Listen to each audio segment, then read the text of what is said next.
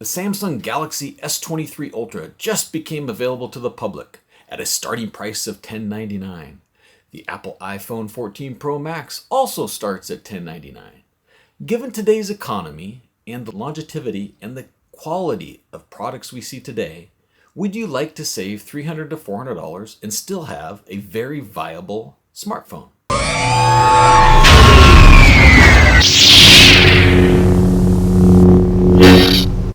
Hello everybody, this is Palm Solo coming at you again on YouTube, and this time we're going to take a little bit deeper look at the OnePlus 11 and compare it with another flagship phone that is priced similarly to that. So in my hand I have the OnePlus 11 5G and the Google Pixel 7 Pro.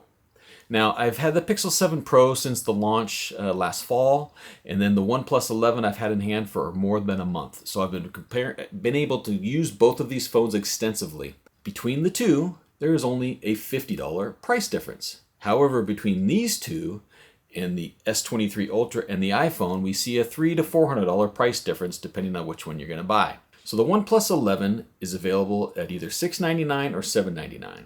The $699 model is a 8GB RAM, 128 gigabyte storage, or you can get a 16GB RAM, 256 storage. Now, currently, if you buy it now, the higher end model is only $699. That's a great deal, $700 for a quality flagship phone. In comparison, Google Pixel 7 Pro also recently dropped in price. It's now down to a starting price of $749 for the 12GB RAM, 128 model, and then $849 for the 12GB 256 model, and then $949 for the 512. Now, 256 to 256 is what I have in hand here. When you compare that, there is a $50 difference at the regular price, currently $150 with that $699 price on the OnePlus 11. So when you're doing apples to apples and not talking about sales and things like that, there's pretty much a $50 price difference between these two phones. Now, most people might say, well, if there's a $50 price difference between a Google Pixel phone and a OnePlus phone, maybe I haven't heard that much about OnePlus. Why would I not pay the $50 and go with a Google Pixel 7 Pro? And if you're just looking at that, you might say, yeah, I'll pay that extra $50 for the Google. However, let's walk through a little bit more of why I personally think the OnePlus 11 may be your better buy. So first, we'll cover hardware. So the OnePlus 11, it has the fastest, the latest, greatest Qualcomm Snapdragon processor inside and the modem that is provided by Qualcomm. In my experiences, OnePlus has had the best cellular reception along with Samsung, and I continue to see that performance on the OnePlus 11. If connectivity, especially in areas of low signal strength, are important to you, the OnePlus 11 can't be beat.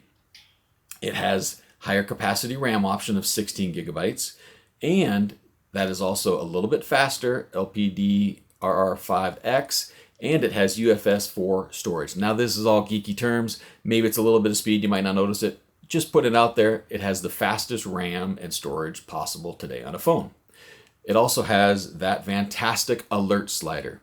So the buttons configuration of both these devices is a little bit different. One thing you see on the right side of the OnePlus is a power button with the alert slider. The alert slider is a three-way slider that you can go between silent, vibrate, and ring, right? And it is very convenient. It has a tactile feel to it. You can slide it up and down between those three positions. It blows the socks off of what Apple and their stupid little hidden switch have on the left side. So the alert slider is a nice thing to have. It was missing from last year's model. OnePlus brought it back. It's here. It's part of OnePlus. I love it. Now, it also has something I didn't think I would like because I love the side fingerprint sensor on the Z Fold 4. It has an under-display fingerprint sensor. However, it is very fast and reliable on the OnePlus 11. Faster than what I've seen on the Pixel. And I actually use it quite a bit because it works flawlessly. It also has a 80-watt super fast charging. I mean, we're talking, you can charge this from 0 to 100 in less than an hour.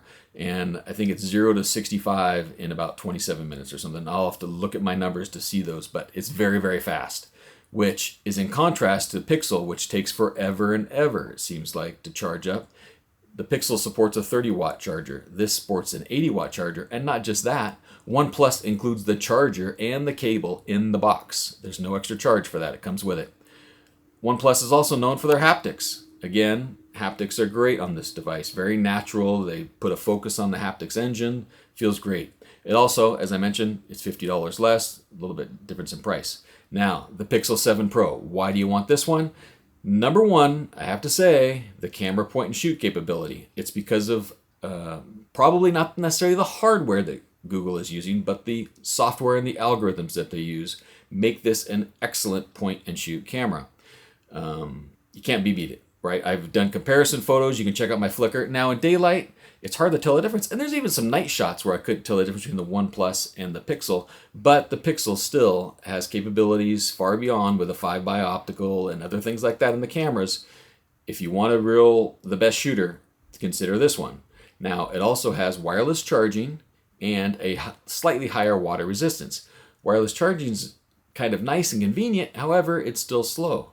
For example, one case, I had this as my daily driver the other day. Put it on the charger at work to charge up. It took almost all day to get to 100%. This thing takes less than an hour, and I love it. One thing I'm also seeing, they both have 5,000 milliampere batteries inside, but the OnePlus 11 is blowing away the Pixel 7 Pro in battery life, and I love it. So that covers the hardware of the two devices. Now, let's look a little bit deeper at the software. And you might think, well, Google's got this beat no matter what because they made the software, the Android software that's on here. Let's take a closer look. So reasons to consider the OnePlus for the software. OnePlus has promised 4 major Android updates, 4 years of Android updates, and 5 years of Android security updates. Google also has promised 5 years of Android security updates, and you'll probably get those faster, but they've only promised 3 major Android updates. So you're going to get to, we're at 13 right now on both devices, you'll get to 17 or 16 on these devices. That's saying something for OnePlus. I mentioned the camera in the hardware part of it, but there's also the camera software, and OnePlus has done a lot with the camera software. They offer modes beyond what we see in the Pixel 7 Pro with tilt shift, X-pan, some other creative modes, while the Google Pixel 7 Pro is excellent at a point and shoot camera. If you want to be a bit more creative and have some fun, you may want to look at the software on the OnePlus 11. There's also the OnePlus 11 comes with Oxygen OS, right? And there's a ton of customizations, shortcuts, settings, customization, particulars, and things like that in the software of this device. It's not overly burdensome, and people love Android because of the personalization that you can do with your device. And there's a lot more buried under this OnePlus 11. And you can see that in my written Substack article. I have a little bit more detail on what you can find in there. I'll include some screenshots to show you some of that, but there is just so much found in the OnePlus software without slowing it down in any regard. It's very, very fast. Now, Pixel 7 Pro comes to software. It's Android as Google intended, right? This is a Google device. It'll come out with the Android update first.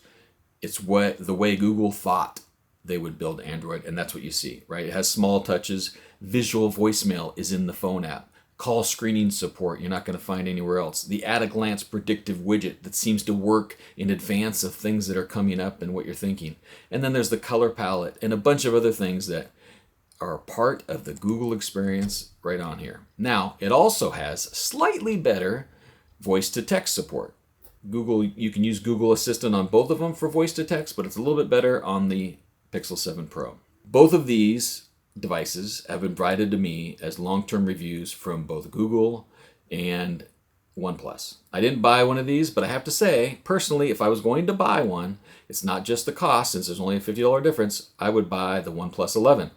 It has just kept going with the battery life. It charges fast. It provides a software experience that appeals to me. And I have to say that history is kind of making me a little bit leery of the Google Pixel 7 Pro. I've had hardware failures in the past with Pixels. I've had connectivity issues in the past. Not to say the Pixel 7 Pro, the Google Tensor version 2 has definitely gotten better, but I'm still not convinced that it's better than what we see in the Qualcomm processor that's tried and true.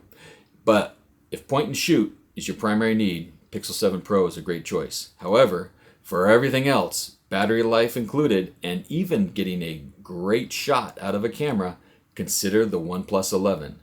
Both devices are solid, and I have a real hard time spending more than $1,000 on flagships when there's devices like this available today that are going to last you 3 to 4 years and be current with their software and everything else. So thanks everybody for watching. Leave some comments, interact with me, ask questions, subscribe to my channel. Let's get this thing going, and may the mobile force be with you.